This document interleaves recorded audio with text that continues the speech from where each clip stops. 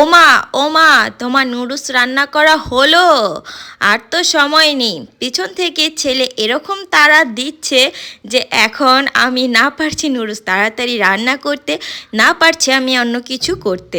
তাড়াহুড়ো করে কাজ করতে গেলে মনে হয় যেন হাতে কোনো কাজই ওঠে না। সেরকম হয়েছে আমার। এখন মাত্র হাতে সময় আছে ৮ ঘন্টা। তো ৮ ঘন্টার মধ্যে আমি ওকে কি রেডি করে দিব? তো ভাবলাম নুডলসটাই করে দেই, এটাই সহজ চটজলদি হয়েও যাবে।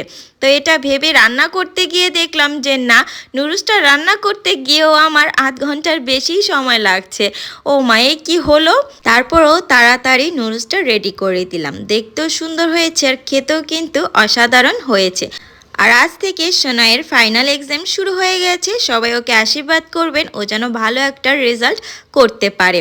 তো এই তো সোনাই খাচ্ছে, বেচারা গরমে খেতেও পারছে না সময়ের অভাবে।